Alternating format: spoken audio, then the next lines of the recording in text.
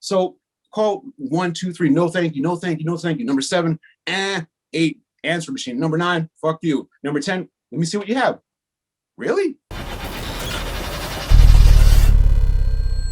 You're such an iconic hip hop photographer, and I'm just wanting you to be on my show. It's such an awesome thing. But you didn't start in hip hop. You started back in you had your background in skateboarding.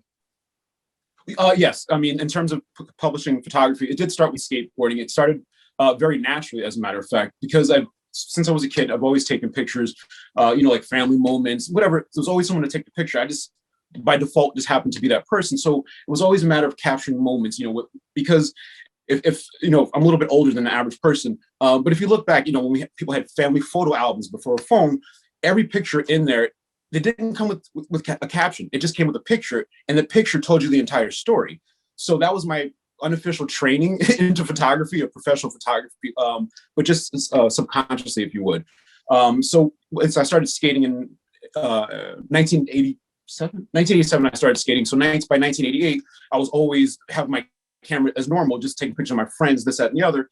So in 1988, having skateboarded, I started going to competitions in New York at the Brooklyn Banks, the world famous location. I'd go there, take pictures, try to compete. I wasn't the best at street skater, but I was a really great freestyle skater. So I would go shoot the street skating and then go compete in freestyle. And then one of my first events that I was there in 1988, there was a woman skating in the freestyle competition, a different class above me. And I forgot what place she placed. Was the first woman ever to skate in a male skate contest on the East Coast, the Eastern Skateboarding Association. Because I mean, that same day, just in thinking about it, you had guys that were skating on a street. You had guys like Jeff Pang, Harold Hunter, Ali Asher, all the young shut guys before they became shut or Zoo York. We're all just kids, if you would, you know what I mean? But these are your boys that you skate with. It takes me, almost 2 hours to get into the Brooklyn Banks from where I live in New Jersey, but that's the kind of commitment I had because it was so much fun. So the first event that I went to where I photographed the young lady doing freestyle, took a very simple picture of her and a trophy. She was stoked. And actually, I can show you here in the Thrasher issue that actually came out in 1988, even though it says 89. I was telling you about the next year.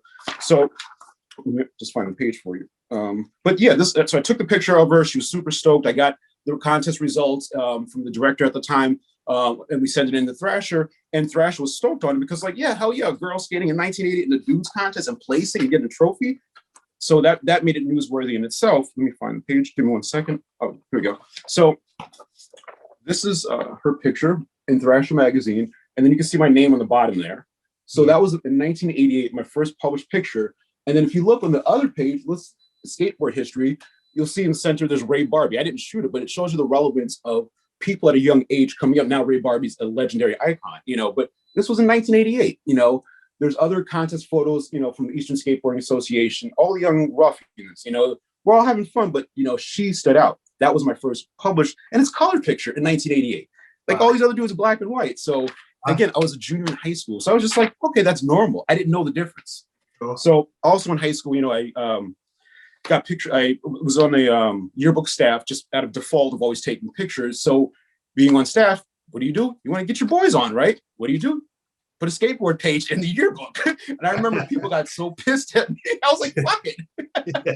But it was just taking care of your friends. So that's really how I got my start. Just, and then from, the 1988, I got a few other pictures in Thrasher, probably 88, 89, but didn't think about it. And I wasn't pursuing a photography career. I graduated high school. I didn't know what I wanted to do. So I sort of just went to a community college, taking just regular classes just so my parents didn't bother me.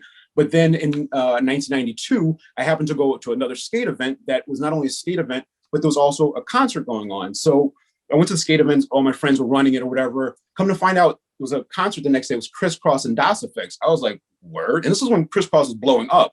So what I did was, I talked to my friend that was running the skate stuff. He connected me with the stage manager. They got me a photo pass because honestly, all I wanted to do was watch the show. I didn't want to take pictures. So I got a photo pass not to be in the crowd, shoot the picture. The next day I go back for the concert. It was Crisscross and Das Effects. I get there, shoot some pictures of the performance, watch it. I'm like, it's fucking amazing.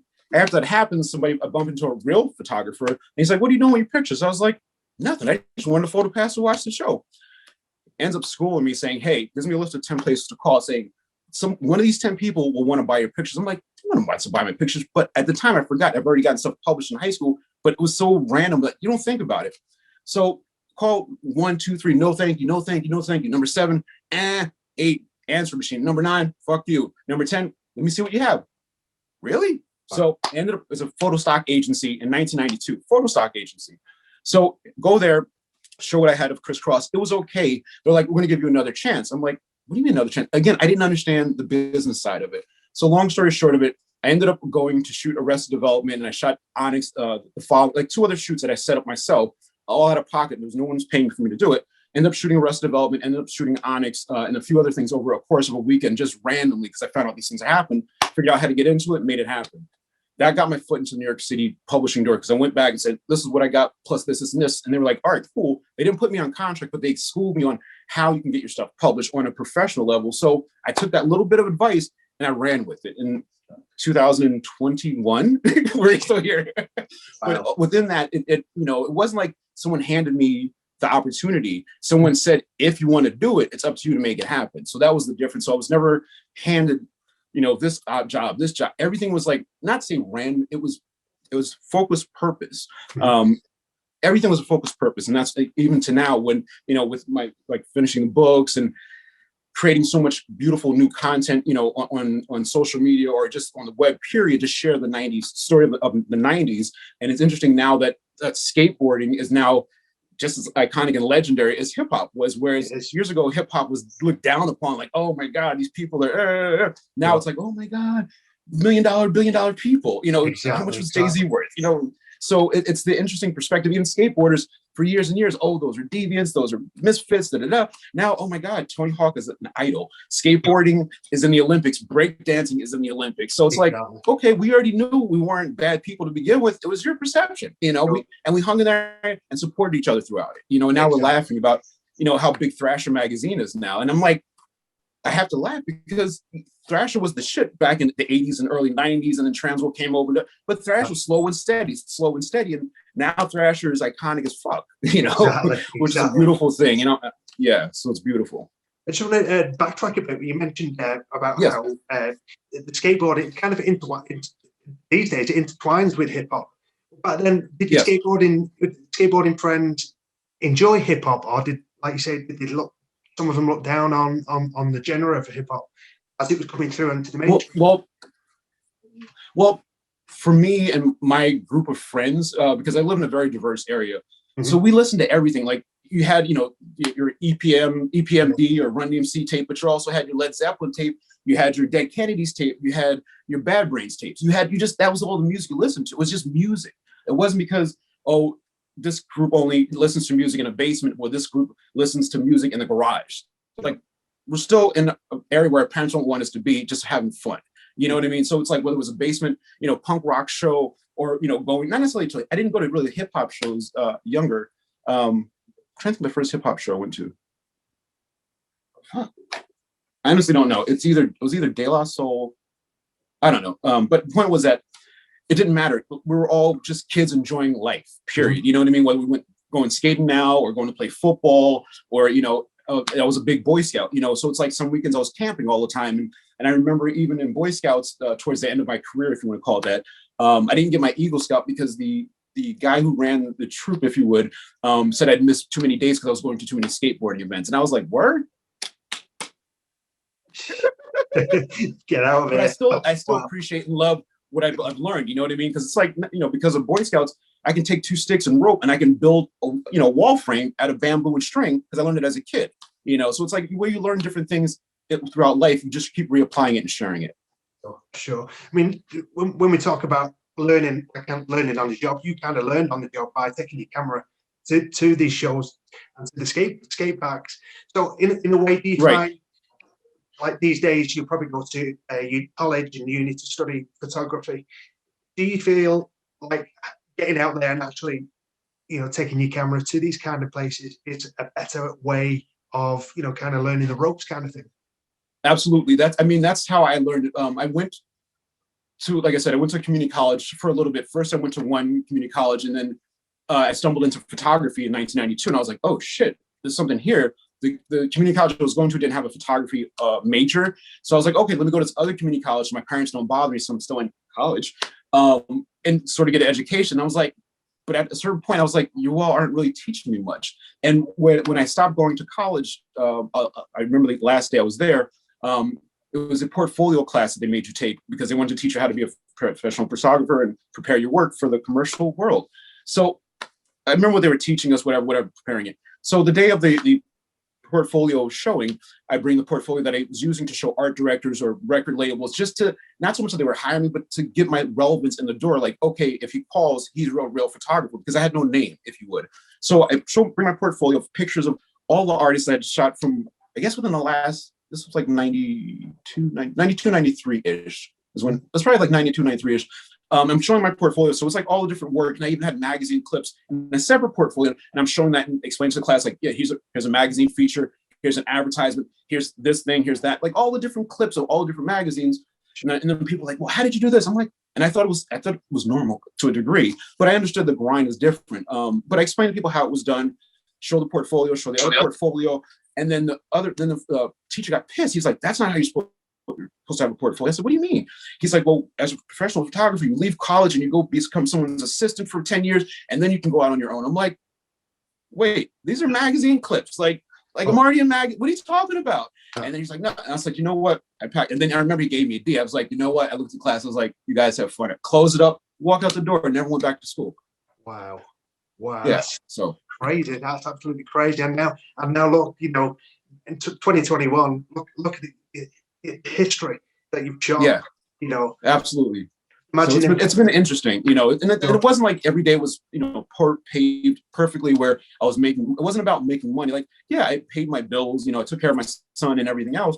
But once the photography era ended is when I went back into skateboarding. So that's another story a little bit later on. But the point was that so long as I was grinding every day and doing what was right, I was given the opportunities, or I created the opportunities to shoot this or to shoot that and shoot this. Like, yes, some things made into magazines, but how many magazines are there? Like, you're not getting 36 pictures in a magazine. You'll get 1 or 2 pictures off a roll of 36 frames. So I had to be very wise about pictures that I shot, because again, everything was out of my pocket commuting from New Jersey to New York City every day. So it's like the economics in that alone is like 36 pictures on a little roll of film has to go a long way. So that's how I shot just 1 or 2 things. Like, I didn't blow out rolls of film because there was no magazine behind me saying, oh, here's 10 more rolls. We'll pay for your, development. We'll pay for your travel to New York every day. That was all me out of pocket. It was all grind.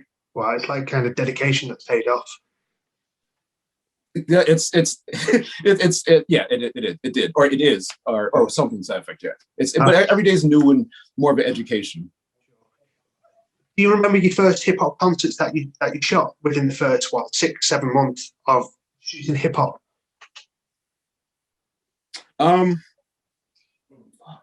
It's funny because once it started, it just was like didn't stop. I think one of the first, let's see, like I said, Arrested Development was probably one of the first ones. Things become a blur, but I'll put it this way: by 1993 is when I had my feet definitely planted in New York City, and I was grinding. Mm-hmm. So an example that we'll go into is in 1993. By that point, I was on staff with Thrasher because I had developed a relationship after I got with the photo stock agency where they were telling me, like, you need to get a magazine behind you. I was like, oh, I know the guys at Thrasher. I wonder if they'll help me out. So I literally called up Kevin Thatcher, who was the editor at Thrasher at the time, and explained what I was doing. He was just like, yeah, let me connect you with Brian Brennan, who at the time was the art director and music director for Thrasher magazine. And Brian Brennan also was in the punk rock band JFA, Jodie Foster's Army. So yeah, Brian is fucking solid gold to me. So he broke it down for me. He's like, yeah, whenever you want to shoot something, just shoot it and write an article for it. We'll package it, we'll put it in the magazine. Like, because they had no other photographers in New York City, nor did they have a lot. They had some hip hop, but they had some hip hop, but not that I just went for hip hop, I went for really anything. Cause I even have, I wasn't the best writer, but not to say that. I even wrote sometimes, because for example, I did an article on Bad Brains, but this is not my shot, but I still did an article on Bad Brains and Thrasher. Sure. And then, so it's just, you just write. Like, so maybe my pictures weren't the best. Who knows why they chose someone else's picture, but at least they took my content of me writing about Bad Brains, so you just never know what opportunity is. And I remember shooting Bad Brains and going see them in concert was the one year that HR was not with them. So maybe, I don't know, whatever the reason was, it was. But it was just interesting that you always go for grime, not that you're doing it from the post-production standpoint, but you're doing it because you're in the moment, paying attention. The band's giving you, that one-on-one time. So even nowadays, if I was to see, Daryl from Bad Brains, in the street, he still knows me. You know what I mean? Because back then there weren't that many Black people within the punk community, and it wasn't like a Black versus white. It just was what it was. It's like skating, like, oh yeah, I happen to be Black in here. And like, yeah, we get called all kinds of names because we're Black skating or we're Black in a punk rock band. But that's something Daryl, Jennifer, and I can laugh about now because now everything's normal. But back then we knew what we were walking into. You know what I mean? Like, okay, you know what you're gonna get called, you know what I mean? It is what it is. And it's not from your friends who you're getting called, people from the outside that don't really know you, they're prejudiced just because it's cooler for them to be prejudiced than to be accepting of it. You know what I mean? And that's what I dealt with skateboarding, photography, being called camera nerd or this, whatever. Yeah, call whatever you wanted back then. I'm cool with it. I'm still gonna go skate. Still gonna go fishing. I'm still gonna go, hang out with my parents and do something. It is what it is. So sure, it's always something interesting. Oh, for sure. What genre kind of excites you more to photograph? Either the punk or hip hop? It was definitely the hip hop because I could relate more to it, and also the artists themselves were more relatable because I had more one-on-one, and it wasn't just because it was Black or Latino or versus punk. I just knew I could listen to hip hop, feel it, and understand it. Punk, some stuff I can understand. It was fun. It's like it was just fun stuff to do. It wasn't that I listened to it at home, but I can appreciate it on a skate video. You know what I mean? Like there's so many songs, punk rock songs that I listen to in so many skate videos that are just part of my childhood. And then I'm like, oh, that's so and so. Oh, I didn't know that was. You just know the songs, you're singing along, but you don't know who it is. Whereas with hip hop, I knew who the artists were. I paid attention. Now every Tuesday I would go and buy cassette tapes like this, because there were no CDs. It was all cassette tapes. So Tuesday, oh, the new such and such tape, and go buy it. And it was a part of my buying habit, if you would, listen to the music. And that's what it was. So that's what really helped me to lean into hip hop. So when I started covering hip hop in magazines or for magazines or just to shoot it for whomever, it was more relatable because I understood the person's backstories a little bit, or I could see not necessarily the artist as, oh, they're going to be iconic. No, I could see in the person's eyes, and the same way that I would, let's say, photograph my grandmother, like showing the beauty in her skin, or just that moment. But it's not a matter of you setting up a set, but it's just a matter of that moment, and like you just click it, And it's like I didn't know, a lot of the artists coming up. Well, we weren't friends, but I gave them respect, and I found something that was human and relatable about it, and that's what I photographed. That kind of thing. Okay. Now, again, with your hip hop photography, you photographed pretty much the greats of hip hop, of the 90s hip hop. Lauryn Hill, Biggie Smalls, Tupac Shakur. I mean, it kind of leads on from the last question. I mean, what was it like being around these kind of artists? It was like being around a really good friend of yours that is talented, but you're not trying to be talented with them. You're letting them take the spotlight. You're doing everything to help support them. And with that being said, that means removing yourself from influencing anything around that person. So I could be around, I don't know, like a Biggie Smalls or I don't know, someone like the Fugees or any of the guys like ODB. You can be around them, and they sense that they sense the calm in you. They sense that you're just there to be there, but you're not there like you're not bothering them. I remember, for example, being with Old Dirty Bastard when we photographed him in September of 1995.